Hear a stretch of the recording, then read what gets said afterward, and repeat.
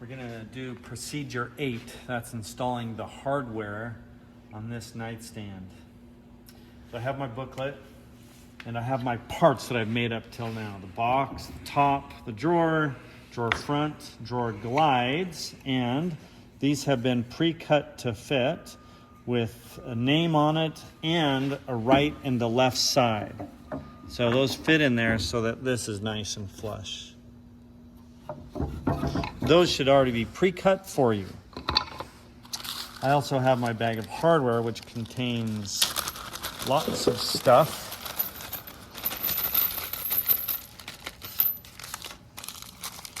Knob, bumpers, various screws, and these figure 8s, and we'll use those as we go along. I've also got a number of tools over here that I'll explain as we go along first. Let's put the top on. That's going to consist of figure 8s that go about there. So we like this hardware because we're going to put a screw in it and it can shift. So as the top expands and contracts, it can also move with it. That's why we don't glue it down to this top or do it any other way.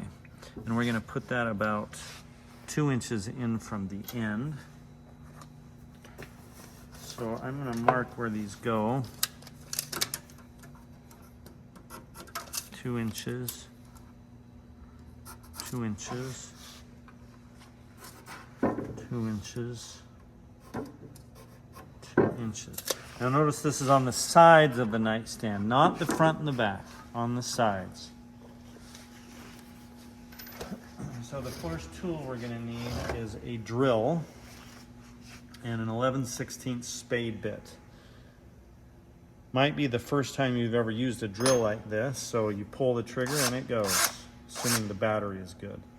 There's a forward and reverse button, so that goes forward, that goes backwards.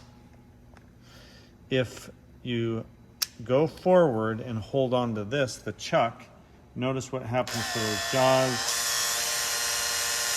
They come out, and as I reverse, they retract.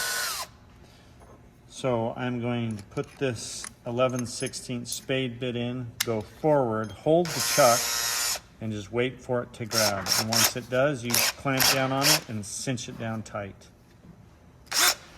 Up here, I have a fast and a slow, slow, fast. And then this is a clutch. If it's set all the way to 1, you can hold on to this and notice that it clutches, meaning it won't go. But if I turn it up all the way to this drill, now I can't stop it. It's too hard. So for what we're doing, we can just leave it right at the drill and no worries. Now what I'm going to do is countersink this. The waist should be even with that, and I'm going to draw a line or a circle where that goes. That means I'm putting my bit right there.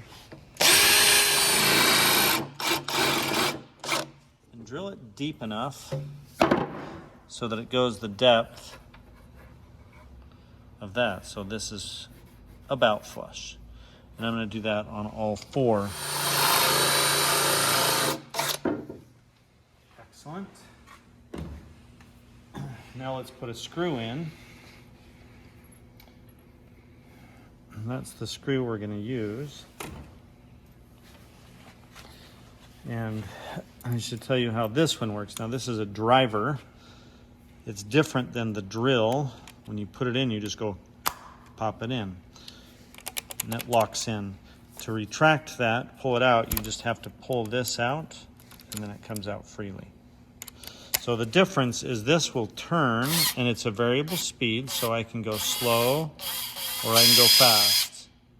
You can control it by how much you pull the trigger. It will turn and pound, turn and pound. It's called an impact driver. You should be able to hear it when it activates here in a minute. Now this figure 8 has a countersunk side here, and then on the other side is where the countersink is. So this one's going to go screwed down, and then another screw is going to come up through it.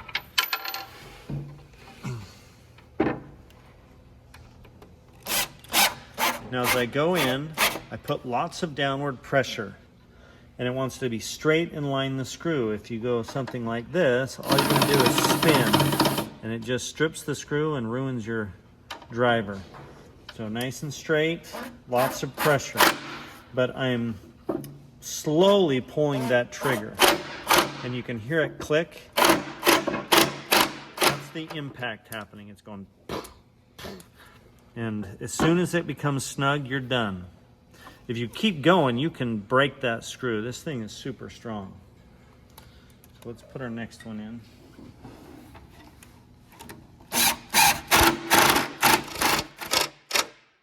Done.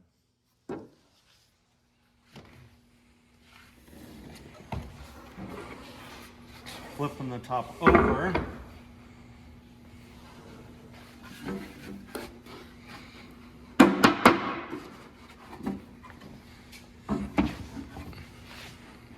I'm going to center this on the top, and it should be about 1.5 inches over. And check the other side, 1.5 inches. And it should be about 1 inch from the front. There. Yeah, great. If yours is smaller or larger, just adjust so that it's all centered. Great. I'm going to put a clamp on it so it doesn't go anywhere. Now I have to drill a hole, a pilot hole for the screw to go there, and in each 4. To do that, I'm going to change my 11/16 to a 3/32, and the sizes of these bits are in the booklet. So I reverse there, hold the chuck, and it'll loosen up. Put that one in, forward, hold the chuck, and let it come out until it grabs, and then tighten it up. I'm going to go in to the top enough to drill out for that screw, so about that deep.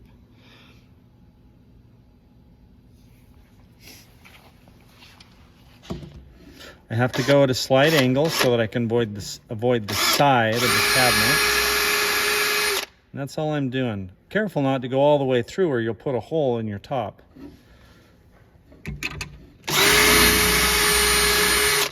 Some students like to put a piece of masking tape on there, and that's not a bad idea to do.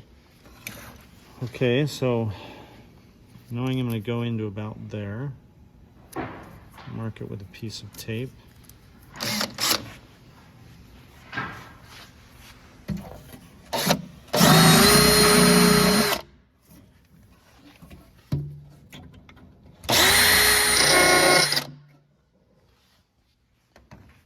And now I'll use my driver to put in the screws. So nice and straight, in line with that screw. You got to be really careful not to be doing this. It's got to be straight in line and put lots of pressure on it. You'll hear it start to impact. That's it, trying to go deeper. Once it's seated, you're done.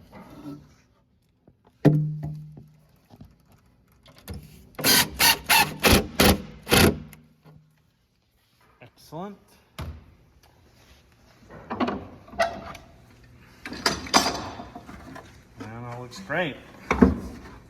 Held on there tight.